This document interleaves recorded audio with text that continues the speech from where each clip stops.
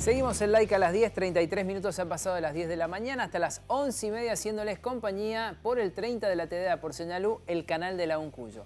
Lo prometimos en el arranque, está con nosotros Sebastián Laza para hablar de economía y mucho más. ¿Cómo va, Seba? Bienvenido. Muy buenos días, Emiliano, ¿cómo estás? Bien, muy bien. Decíamos antes de arrancar que estamos en tiempo de descuento para las elecciones PASO nacionales que tienen que ver mucho con la economía. Absolutamente. Va a haber ese 14 de agosto, va a haber un antes y un después. Todo depende del resultado. Hay varios escenarios. Son básicamente tres escenarios distintos.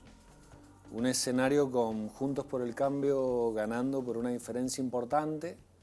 Es un escenario que los mercados los tranquiliza, porque de alguna manera va a decir, el mercado va a decir, bueno, se viene un giro hacia la racionalidad a partir de diciembre.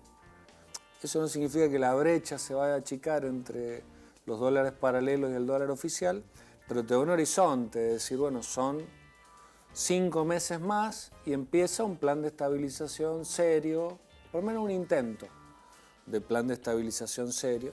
Ese es un escenario. Después hay un segundo escenario que es con Unión por la Patria sacando una buena cantidad de votos. Y acá no estamos hablando de que Massa sea el candidato más votado o no, porque es probable que lo sea, porque Patricia y Larreta, al ir divididos, se resta, entonces es probable que Massa sea el candidato más votado. Pero el escenario que digo yo es un escenario donde sumando Massa y Grabois salgan muy cerca de Juntos por el Cambio. Entonces ese es un escenario que ya da pie a una segunda vuelta en noviembre, y mete más incertidumbre, porque un escenario donde tenga chances verdaderamente Unión por la Patria de seguir gobernando, es un escenario donde ya el plan de estabilización ya va a ser distinto al de Juntos por el Cambio, va a ser más suave, va a ser más... Alarga la expectativa de seguir con cepo, alarga la expectativa de seguir con un montón de trabas en la economía. Es otro escenario.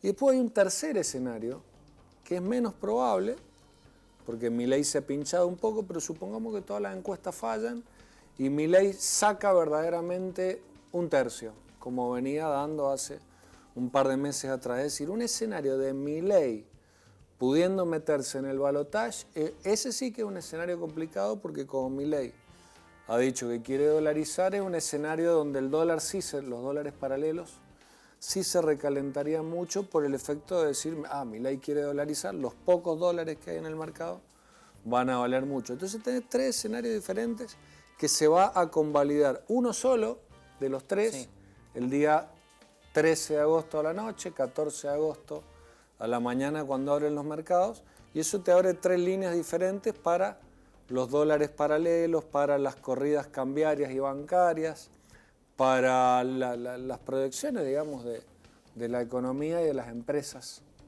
de acá en adelante. Así que, bueno, es clave, como vos decís, para la economía.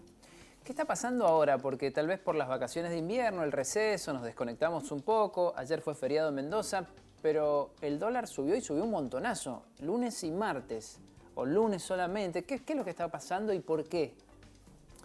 Con respecto al dólar, el principal cambio es que dinamitaron el dólar ahorro. El dólar ahorro, que es un poco la competencia del dólar blue, ¿no? La gente que... Hay varios dólares paralelos. Están los dólares a los que se dolarizan, valga la redundancia, las grandes empresas, que es el contado con liqui y el MEP, esos sí, no son muy afectados. Pero hay como un dólar donde se dolariza la gente. Y ese es el blue, pero estaba la alternativa del dólar ahorro. Los que podían comprar, que según las estadísticas son casi 1 millón de argentinos, esa comprita de 200 dólares mensuales tranquilizaba a muchos. Bueno, ese valor que tenía a ese dólar ahorro lo pulverizó el gobierno, le aumentó la alícuota de uno de los impuestos y lo llevó al valor del dólar tarjeta. Bien. Ya quedó cerca de los 500 pesos aproximadamente. El blue estaba en esos valores, estaba en 510 aproximadamente. Sí. Bueno, el blue siempre le va a estar más alto que el dólar legal. El dólar ahorro es un dólar legal. Eso fue lo que originó esa disparada inicial del blue que llegó a 550. Ayer bajó a 530 y algo aproximadamente. versus un 500 que está ese dólar ahorro nuevo, estamos hablando de una diferencia normal. Corrigió la diferencia, digamos, eso con respecto al dólar. Si vos me preguntas por el resto de las medidas de masa, ha generado bastante antipatía porque no es lo mismo aumentar o generar un dólar soja que un dólar maíz. El maíz es el grano con el cual se engorda principalmente al ganado argentino. Si vos aumentás eso, aumentás la carne directamente. Y la carne tiene un peso muy directo en el IPC, en el índice de precio del consumidor.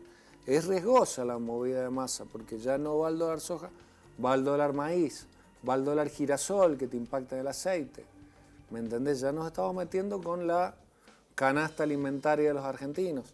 Y aparte había un aumento muy grande de el 7,5%, aunque parezca por ahí una alícuota chica, es un 7,5% que va derecho a la mayoría de las cadenas de valor de la producción argentina, porque la mayoría tiene insumos importados. El vino, por ejemplo. Sí. Al vino le está haciendo aumentar en su cadena de valor un 7,5% de un montón de insumos. Plásticos, hay un montón de insumos que tienen componentes importados que aumentan con esta decisión de masa de devaluar por el lado de las importaciones. Entonces eso ha generado algún tipo de resquemor y no soluciona el fondo del problema, que es la escasez de reservas, porque tampoco le va a frenar mucho las importaciones. El dólar maíz tampoco le va a aumentar mucho la liquidación de los exportadores. Es decir, no soluciona el fondo del problema, mete ruido, genera más presiones inflacionarias.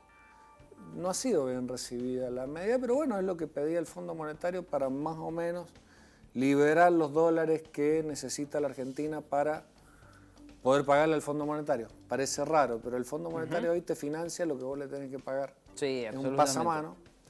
Pero bueno, eso nos salva, más los yuanes chinos, nos vienen salvando para que no explote por el lado de las reservas del Banco Central.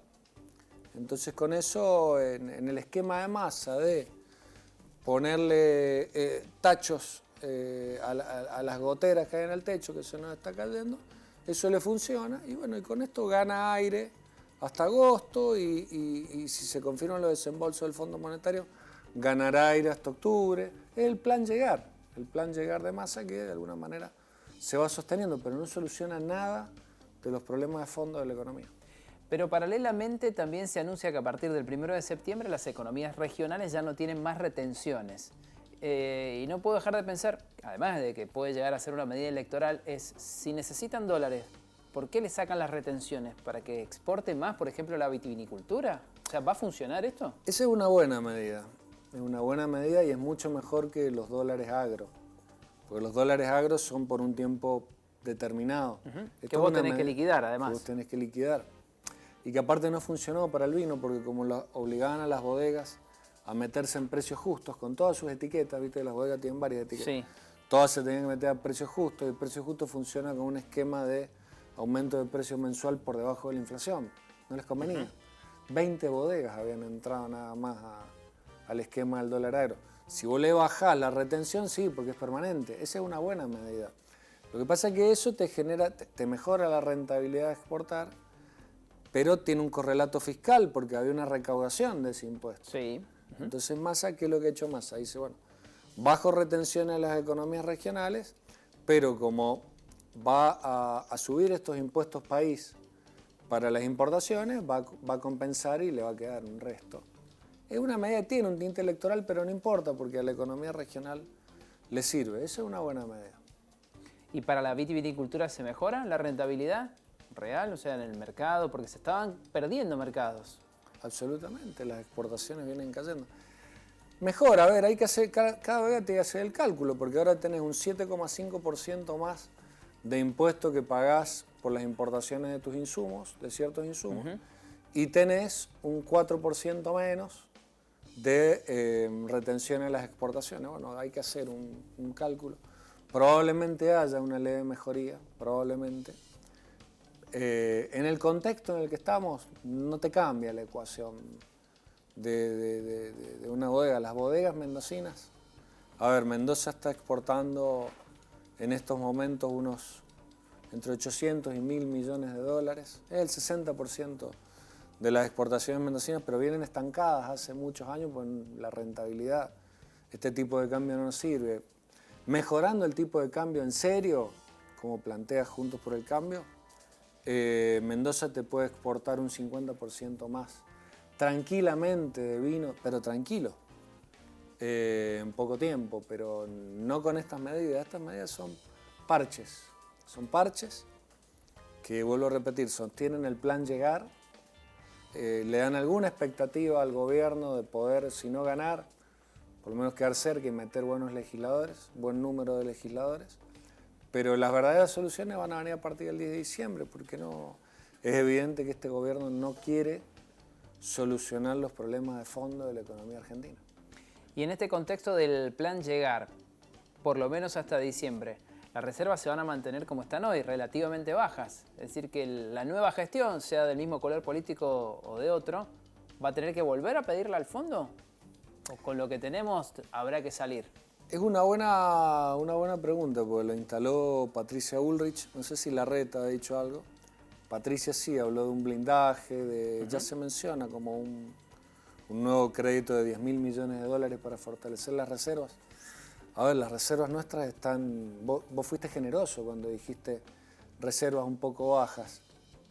Las netas están negativas. Están negativas, sí. El Banco Central hoy está siendo salvado por los yuanes chinos, está siendo salvado por los desembolsos que le hace el Fondo Monetario para pagarle al mismo Fondo Monetario, y está siendo salvado porque están usando los encajes de los depósitos en dólares de los ahorristas.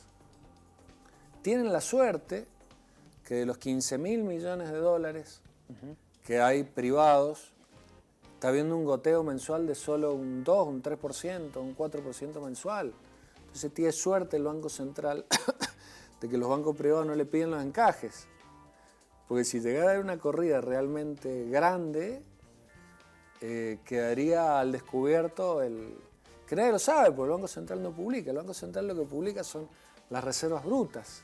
Los otros son deducciones que hacemos los economistas, pero a ver, es matemática pura. Se deduce del Banco Central que el Banco Central está usando yuanes y está usando los encajes de los depósitos bancarios de la gente. Lo que pasa es que, claro, las cajas de seguridad son caras, llevártelo a tu casa es peligroso, muy peligroso, caro, es peligroso. Claro. Entonces lo siguen manteniendo en el banco, pero ojo cuando se... Y aparte hay otro tema más, hay un tercer tema. Hay como 13.000 millones de dólares de importaciones que el Banco Central no las está financiando.